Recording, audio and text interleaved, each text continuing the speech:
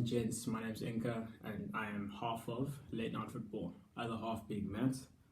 You'll see his video obviously on the channel as well, introducing himself and the whole channel itself. But basically this is just a football channel where we're going to speak about something we both love, football.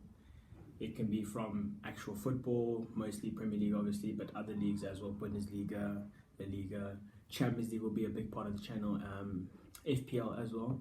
And yeah, we're just gonna basically, put what we think, put our thoughts and our views on the internet, and yeah, it's just a kind of a video diary of like our life in football basically. So yeah, first video is me predicting the Premier League table for the season, and yeah, let's get into the video.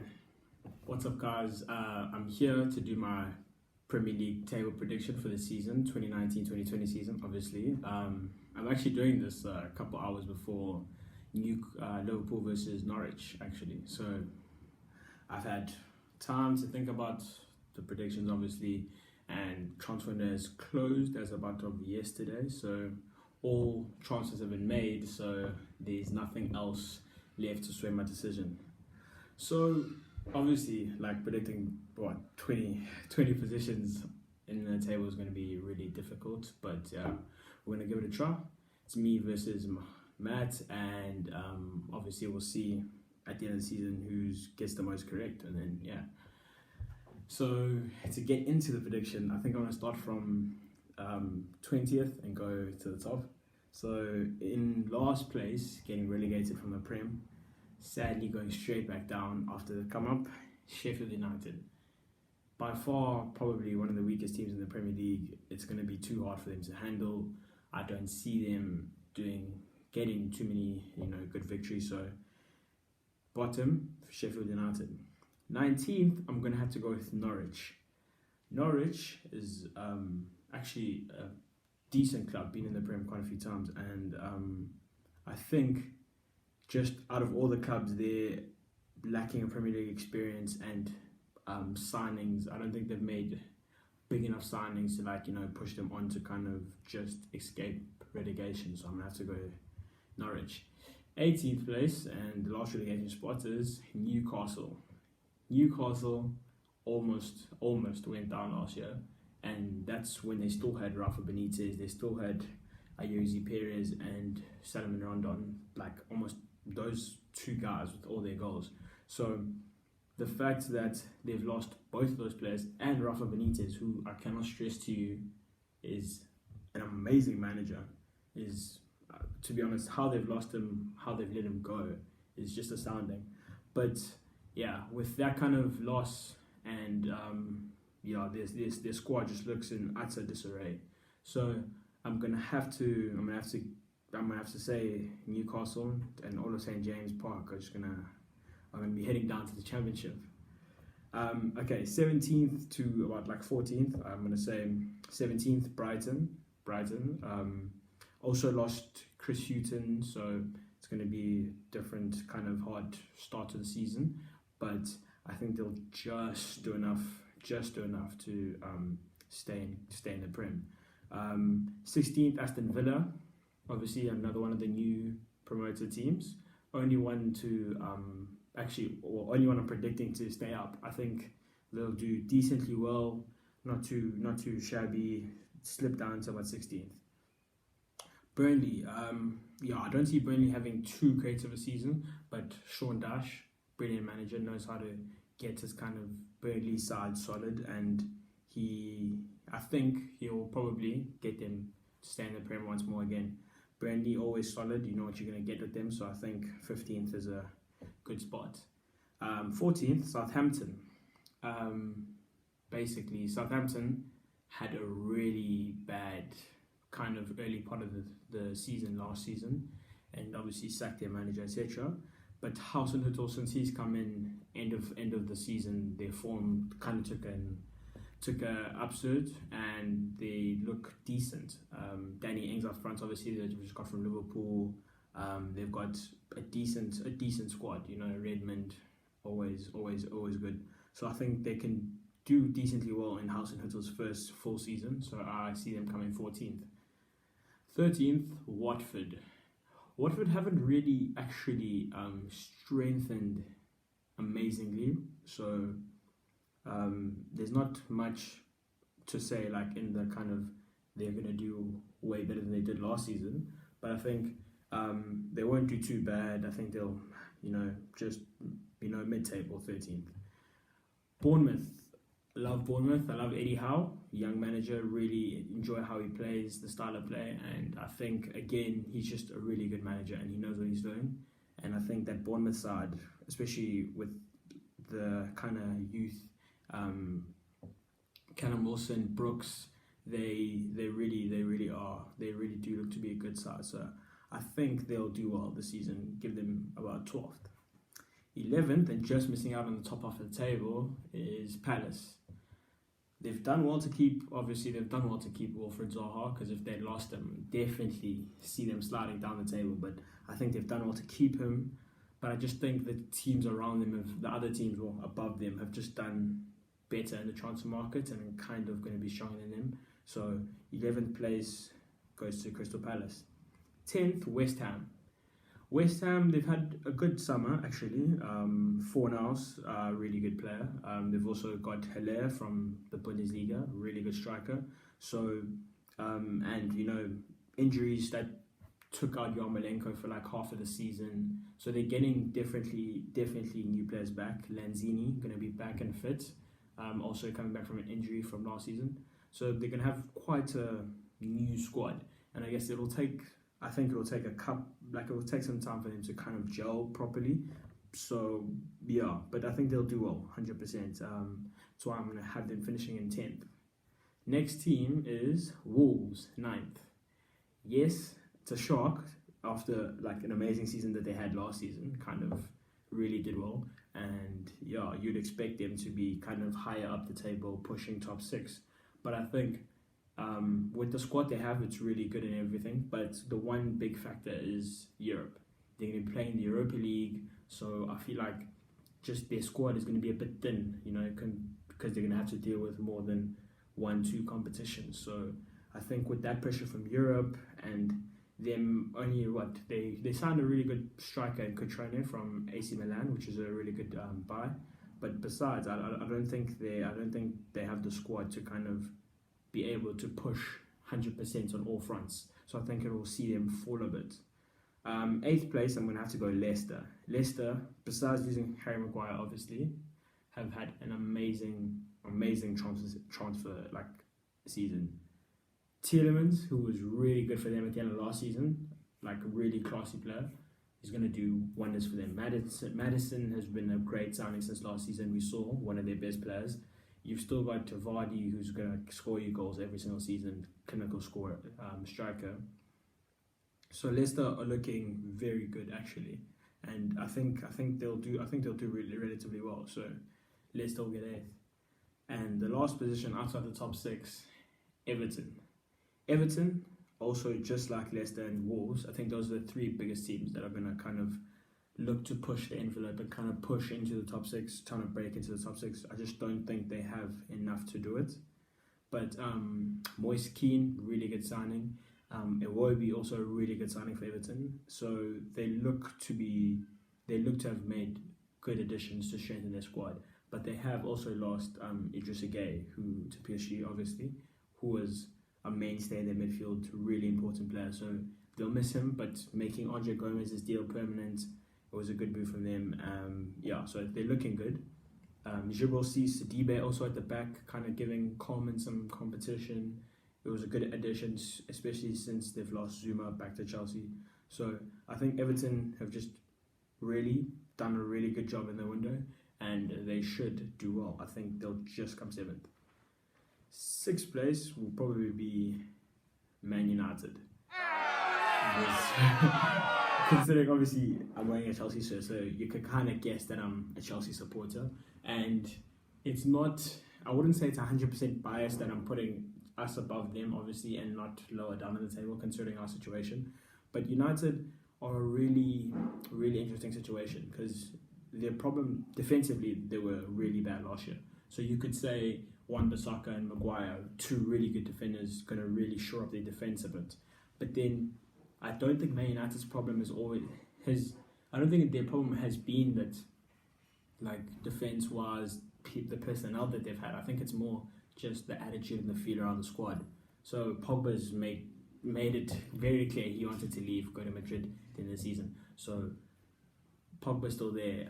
He's still there. I don't think Ole Gunnar Solskjaer is an amazing manager to say the least, and I just don't see them really kind of doing too well. I think it'll be close, 100%, and I don't think they're far off the rest of the top six. I think it's just they won't, especially losing Lukaku, even though he didn't have the best season last year, he's still a big part, and they haven't really done anything to replace him.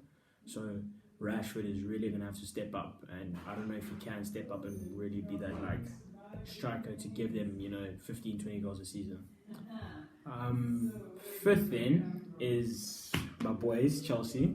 To be honest, fifth place I'd be ecstatic with. Maybe I'm being a bit too optimistic, you could say, because but considering the situation, transfer ban, Lampard, relatively unproven manager, only had one good season at Derby, and even then, and it's not like he won a championship or anything, he just had a good season. But I think the appointment was a great appointment at the time. That's what we needed, especially having no chance, being not able to buy any players, using the youth, someone who can kind of connect with them, should do him well. And I think just by having a new player in, like we saw with Solskjaer and United, just that kind of legend from the club coming back, it's gonna give the club that kind of bounce that's gonna propel them to a couple good. I think good. At least half of the season should be really great. I think the first half will be really good, considering new manager, that kind of thing. They'll have that bounce when a run for the manager. So I think we can relatively, and I think fifth isn't too much to ask for. But to be honest, I think anything that's in the top half of the table is just a success from Lampard. Just he needs to be given time. Chances will come in, etc. But to move on to the big part is obviously the top four, what everyone wants. Fourth place, I'm gonna have to give it to Arsenal. Wait, what? Looking back on that, now that I'm editing this, Arsenal, I don't know. I don't know what I was thinking, but hey, let's just roll with it. Arsenal, probably been the same for like the last 5 years. A really great front line, attacking wise, but their defense just always lets them down. Their defense in the central midfield, and this year they've looked like they're taking steps to kind of fix that a bit. Firstly, Pepe, brilliant signing, did really well in league earned last year for Lille. So I think he's going to be just going to supplement that amazing attack of strike force of Aubameyang and Lacazette. So going forward, I think Arsenal are going to do big things. It's just a question of if Ceballos, on loan from Madrid, obviously really promising and talent, can really kind of help shore them up in midfield. And obviously Kieran Tierney, David Luiz, new defenders coming in would kind of help them shore up their defence a bit. Tierney from Celtic, really good. Champions League experience as well. He's played there quite a few times in his time at Celtic. And David Luiz... yeah, this is a sore one. I still can't believe he's actually gone to Arsenal. But David Luiz still has a mistake in him, so I don't think it will be plain sailing. I think they're still going to be troubled and with defensive errors, etc. So David Luiz, Mustafi can be really good on their day, but probably going to make a couple errors on other days too. So I think fourth is I think they'll just about make fourth. Third place. And in fact, my third and second really was a hard decision to make, just because of how good third place's transfers were this preseason. And third's gonna have to go to Spurs. I think brilliant signings. I think Pochettino. I think the board's finally backing Pochettino and they're spending money, which is a great thing. And Pochettino is just a really good coach, as we saw from last season. They spent, I think, they didn't spend anything in the transfer window and still came fourth. So, and Champions League final, obviously, finalists. So, I think Ndombele, really amazing purchase. Ndombele and Lo Celso, because their midfield was kind of a weakness in Tottenham's squad last year. And I think those two can really do a good job and shore that midfield, and then give the likes of Eriksen's and your Allies and your Sons and Kanes to really, go forward and look to create chances. I think Tottenham are going to be very dangerous this year, honestly. And I think they really can push at least second. Maybe they won't get to City, but they can really push for second place. And it's just, it's going to be a very close one to call. And obviously second, going to be Liverpool.